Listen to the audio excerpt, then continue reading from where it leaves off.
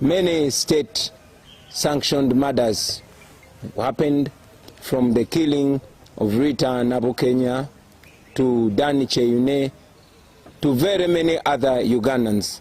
But again, the world is still trying to come to terms with the November massacre, where more than 100 innocent citizens of Uganda were killed on the orders of General Museveni. We also remember that many people like Omar Abone, like Hussein Walugembe were killed. And in the very recent days, we just buried our comrade, Frank. Frank was murdered, run over by a military police patrol car. And as usual, there was no report, there was no explanation from those that killed him. We've seen journalists attacked, beaten, and as we speak right now, one of the journalists, Ashraf Kasirye, is recovering in hospital with a very deep cut that shattered his skull. I'm happy to report to you that the doctors encouraged us that Sheriff will be well, although it will take quite a long time. I was able to visit him and he's responding well, although he's not able to talk, but at least he opens his eyes, which we expected to happen in 2 weeks. By the grace of God, that has happened in just over 48 hours. As I speak to you, ladies and gentlemen, more than 100 of our close working campaign team members are incarcerated. Some are still in Kalangala, some are at Masaka Central Police Station, while others, we are informed, are detained in Kasajagirwa Military Barracks. Those that were able to access them have informed us that they have gone through grave torture. Some of them cannot even stand. Just yesterday, a group of medical doctors was seen at Masaka CPS trying to treat some of our members. These are people that did not have a single wound when they were arrested. And yes, I must say that comrades like Nubianli, Dan Magic, and Eddie MUTWE, nobody knows where they are. They were separated from the other detainees, and up to now, we don't know where they are. We only get reports that they've been gravely tortured. We continue to demand for their immediate release. But ladies and gentlemen, as you can see, disagreeing with General Museveni has become a death sentence. We condemn that in the strongest terms possible. This is what General Museveni has always claimed to have fought against. General Museveni has always called swine the regimes that came before him for abusing the rights of the citizens. Unfortunately, his regime that has become now a regime of blood and national shame is doing the same things or even worse.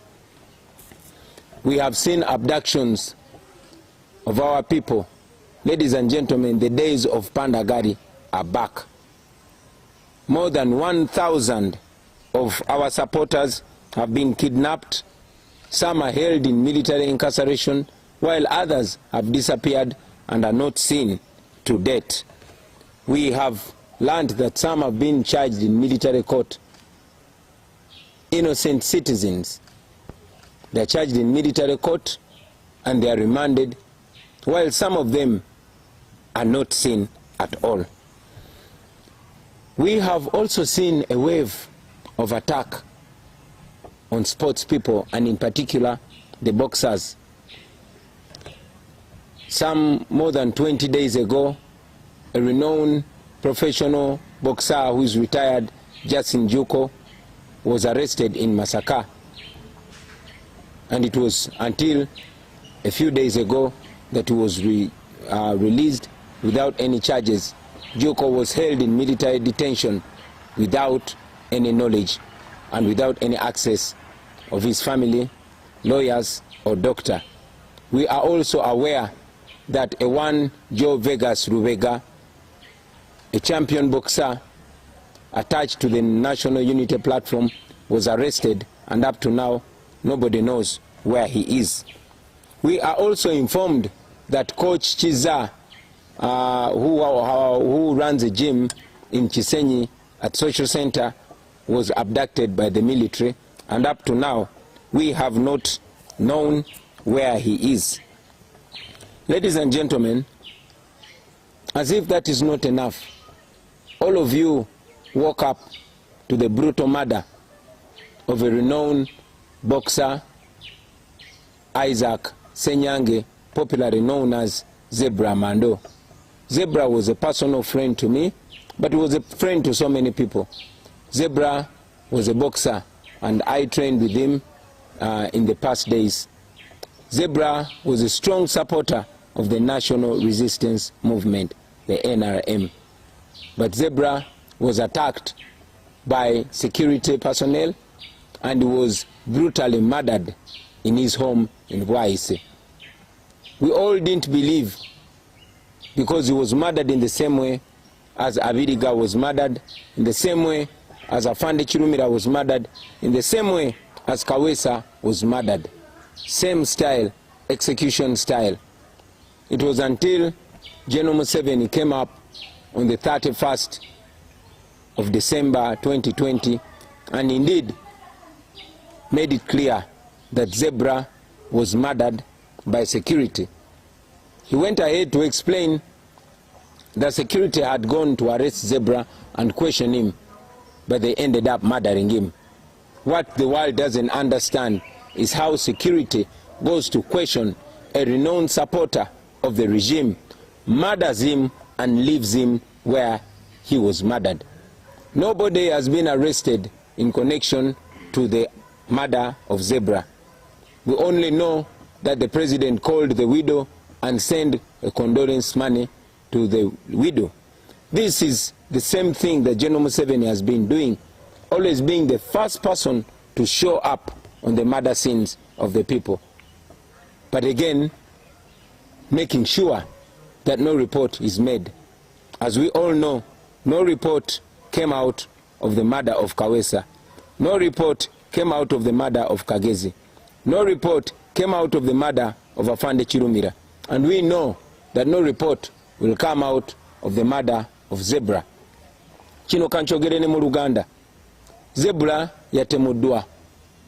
Zebra yali mukwano gwange nga bokisa munne, nga muvubuka munne, nga ghetto youth munne. Era Zebra yali muwagizi nnyo wa NRM, naye nga manyi nga mukwano gwe. Zebra bwe yasembayo okulabika mu katambi ka video yali ayogera na RCC ne DPC nga babasaba olukusa okujja okuba abawagizi baffe n'obakolako effujjo. Kyanaku nnyo nti abantu Zebra babadde akolera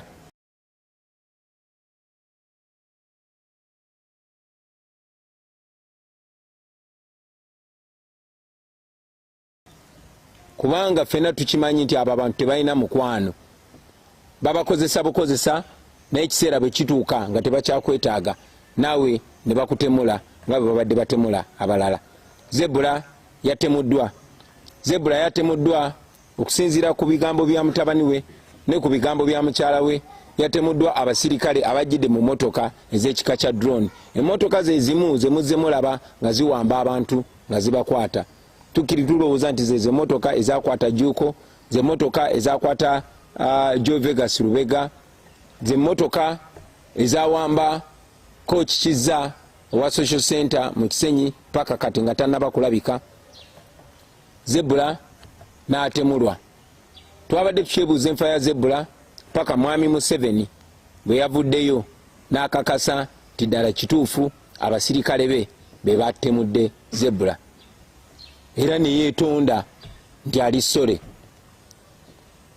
Era n'agamba nti kati ye yeddiza obuvunaanyizibwa obw'okunoonyereza ku batemu abatemudde Zebra. Naye nga ffena tumanyi nti entemula y'emu gye batemuddemu Zebra yentemula gye batemulamu Afande Kawesa, yentemula gye batemulamu Bawama Mafiina, yentemula gye batemulamu muganda waffe Abiriga, yentemula gye batemulamu Kirumira. Naye era okuva ku bamba batemula paka olwaleero tewali report yali efulumye. Mwami Museveni yakikomezaawo nga bweri enkola ye nti batta abaana baffe naye ne baleeta amabugo, ebyo ne bikomaawo. Era yaweereza Namwandu amabugo ng'alinga mugamba nti bawo twamuse, genda oguleyo zebra omulala. Ekyo nno kya nnaku nnyo, tukivumirira. Naye njagala kigende eri mwena ba ghetto youth, njagala kigende eri mwena ba boxer, njagala kigende eri mwena bannayuganda abavubuka, naddala mmwe be bakozesa okukola ebikolobero ku bannammwe. Kubanga eno gavumenti ya Museveni ey'obuswavu tesobola kuyimirirawo nga tekozeseza abantu. Nakibagambako nti nobody can keep you a slave without your permission. Yeffe tubawa permission, ne bakozesa ffe, ne bakozesa ffe okumenya amayumba g'abandi, ne bakozesa ffe okugoba abantu ku ttaka, ne bakozesa ffe okutulugunya abantu, ne bakozesa ffe okukuba n'okutemula n'okusirisa abo abagezaako ate okulwanirira eddembe ly'abalala. Naye oluvannyuma lwa byonna naffe ne batuzikiza.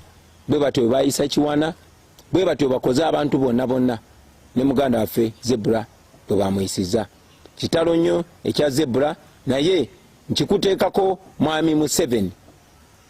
You are responsible for the death of these young people.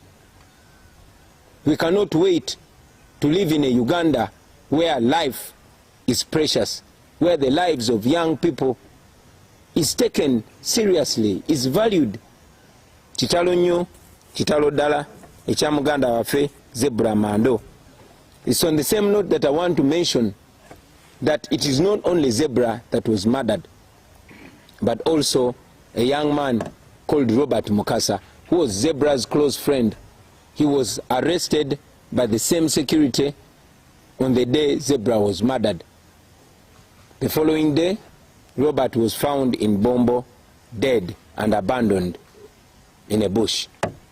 Kyanaku nnyo, tulwamaze okutemula Zebra, ne gwe bamukutte naye Robert, naye bamusanze attiddwa. Pulezidenti w'eggwanga yennyini yavuddeyo n'akakasa nti abantu abasse Zebra abamanyi.